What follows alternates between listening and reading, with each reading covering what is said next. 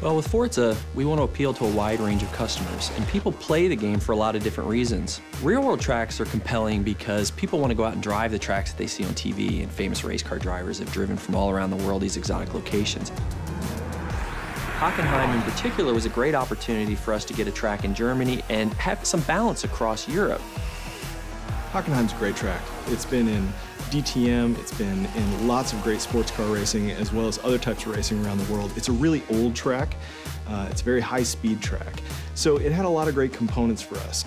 Hockenheim is very different from the Alps. It's in the middle of Germany, so it's one of the flattest tracks in the world. There really isn't any elevation change to the track itself. So it's just a very different experience. It's completely surrounded by trees, almost that sort of Black Forest feel, so that's something that we try to keep in mind as well. Last year, Turn 10 Studios traveled to Germany to capture the track to bring it to life in Forza Motorsport 4. First thing we wanted to do was drive around the track and get multiple perspectives of video for reference, and that really helps us get a good feeling for the track and help the other artists that weren't fortunate enough to come on the trip, people to get a real perspective of how things correlate to one another. My plan was to capture every square inch of this place, from the smallest details like tire skids to spherical panoramas. Between the three of us, I would estimate that we won't be leaving this track with less than 10,000 photos. We have many different techniques for capturing the track. One of them is that we lay down GPS splines.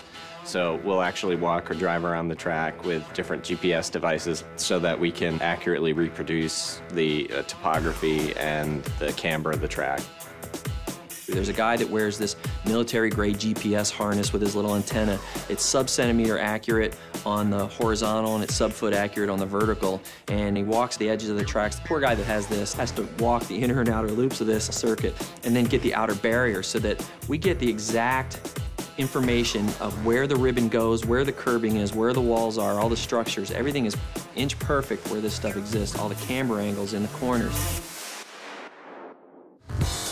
Generally, the process for creating a track tends to be the same for all tracks. There'll be slight differences between real-world and fictional tracks, but the first thing we say is, what is the feel for this track? What are we trying to impart to the player? When it comes to real-world tracks, we want to make them as accurate as possible.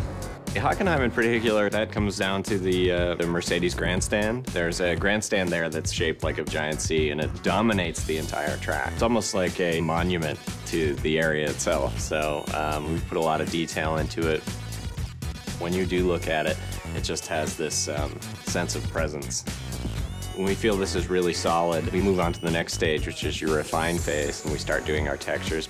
So basically, everything is there and to a level that we would consider shippable, but may not have that extra level of sparkle that we want it to.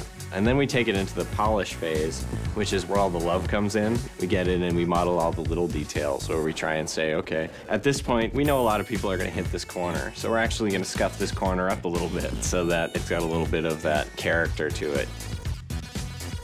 For the ultimate test, we'll bring in pro race drivers, guys like Gunnar Jeanette, who've actually raced on a lot of these tracks, to give us his feedback. Because it can be inch perfect, but he can be like, you know, I use this brake marker, this rubber strip, right before the curbing on this, and then I turn, and this seems like it's happening just a little bit late, or this bump isn't quite bad enough. This upsets my car when I go in over here.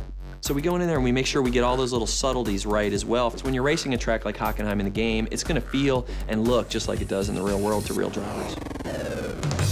We've measured, we've filmed, and we've photographed. It's time to take all of that source material and bring it to life. Here it is in all its glory in Forza Motorsport 4, it's Hockenheim.